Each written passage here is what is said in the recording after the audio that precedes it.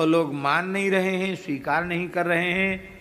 भूकंप आ रहे हैं, कहीं जल प्रलय, कहीं अग्नि प्रलय, तरह तरह के प्रलय आरंभ हो चुके हैं, लेकिन लोग फिर नहीं चेत रहे हैं। और लगता चेतेंगे भी नहीं, तब तक नहीं चेतेंगे जब तक बहुत बड़ी संख्या में ये गो विरोधी समाप्त नहीं हो जाएंगे, तब तक लगता इनको होश नहीं आएगा।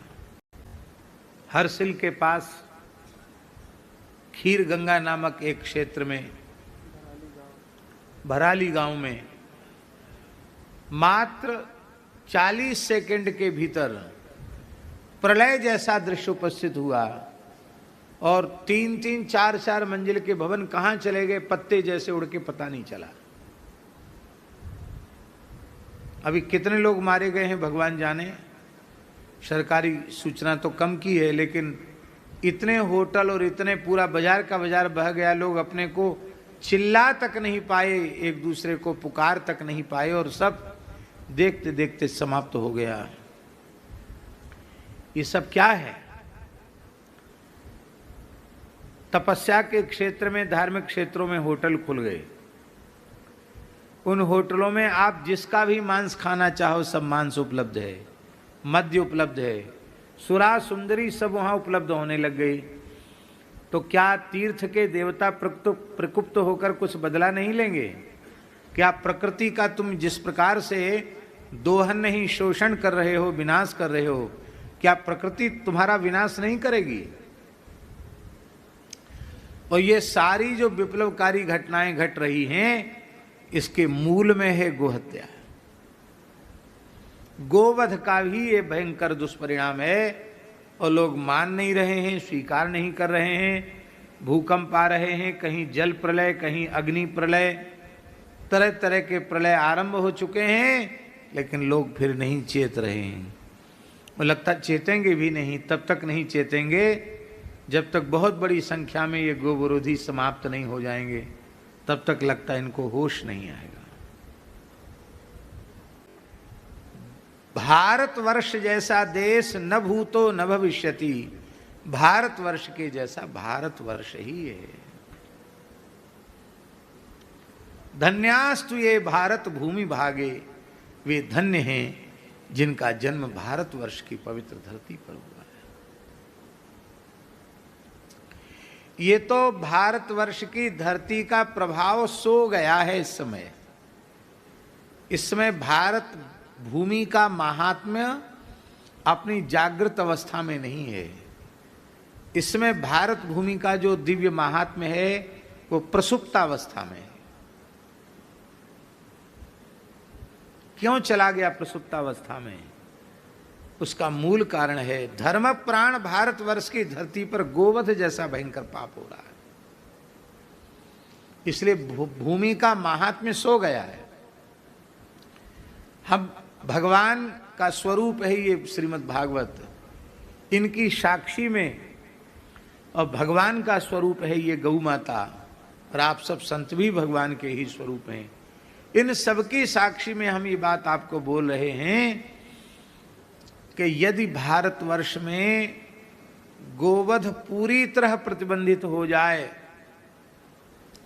गोवध के कलंक से भारतवर्ष की धरती विमुक्त हो जाए और गो रक्षण और गो संवर्धन की एक राष्ट्रीय योजना का विधिवत निर्माण हो जाए, एक स्वतंत्र आयोग बन जाए और उसका स्वयं प्रधानमंत्री ही उसका स्वयं ध्यान देकर के कार्य देखें, इस देश की कृषि गो आधारित हो जाए, इस देश की चिकित्सा गो आधारित हो जाए, इस देश की शिक्षा गो आधारित हो जाए, गो आधारित शिक्षा, गो आधारित चिकित्सा और गो आधारित कृषि। शिक्षा का अर्थ है कि गाय के संबंध का ज्ञान प्राइमरी से लेकर स्नातक तक छात्र की अवस्था, उसकी योग्यता के अनुसार गो विषयक विज्ञान पढ़ाया जाना चाहिए। आपकी गाय के प्रति अगाध श्रद्धा है, इसलिए भगवान ने जिस जिस पद पर आपको भेजा, आपने कुछ न कुछ बढ़िया काम गाय के लिए किया। पर जो आईएएस अधिकारी बनकर आ रहे हैं और जो सारी सरकारी योजनाएं बनाते हैं, उनको यही पता नहीं है कि देसी क्या है, जर्सी क्या है।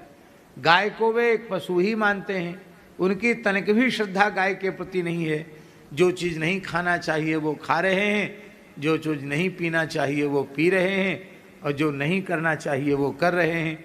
वो इनके संस्कार स्वयं ही समाप्त हो चुके हैं। वे भला गोरक्षण की योजना कैसे बनाएंगे? तो इसलिए शिक्षा के माध्यम से गोभक्ति जगानी चाहिए। गो आधारित चिकित्सा, गो आधारित शिक्षा, गो आधारित कृषि, खूब सब्सिडी दे गवर्नमेंट, पर उसी को सब्सिडी दे जो गो आधारित कृषि करे। कितने लाख करोड़ फर्टिलाइजर्स के लिए मंजूर करती है? रश्मि भाई बताते, हम तो भूल जाते हैं संख्या। हैं 2 लाख करोड़। 2 लाख करोड़ सब्सिडी देती है गवर्नमेंट रासायनिक खादों के लिए।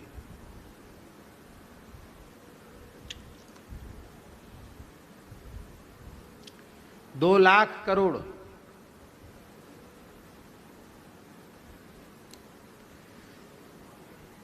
है? हाँ, रश्मि भाई कहते हैं कि केवल सरकार 20,000 करोड़ रुपए से एक योजना बनावे जिससे गोबर गोमूत्र से बहुत सुंदर खाद बना करके और गो कृषि को बढ़ावा दिया जाए। इतने मात्र से देश में गोरक्षा हो जाएगी। पर ये वोट की संस्कृति इतनी खराब है कि हमारी कहीं कुर्सी न छिन जाए, इसके लिए नेता हिम्मत ही नहीं जुटा पाते कि हम इस संबंध में कुछ करें। लेकिन जरूर शिक्षा के माध्यम से, चिकित्सा के माध्यम से और कृषि के माध्यम से गोरक्षण, गो संवर्धन के क्षेत्र में क्रांति आनी चाहिए। इसी गोवध का परिणाम है जो ऐसी स्थिति हो रही है। अभी कल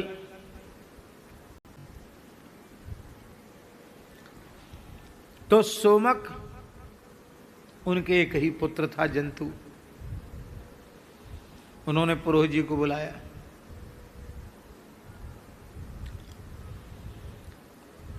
बोले आप यज्ञ कराओ। आपने यज्ञ कराया, एक बेटा दिया, हमको और बेटा चाहिए। कितने चाहिए? बोले 2-4 तो और हों कम से कम।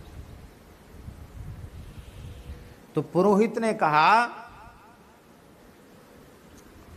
कि 2-4 नहीं, तुम्हारी जितनी रानियां हैं सबके पुत्र हो जाएगा, एक एक पुत्र, 100 पुत्र हो जाएंगे तुम्हारे।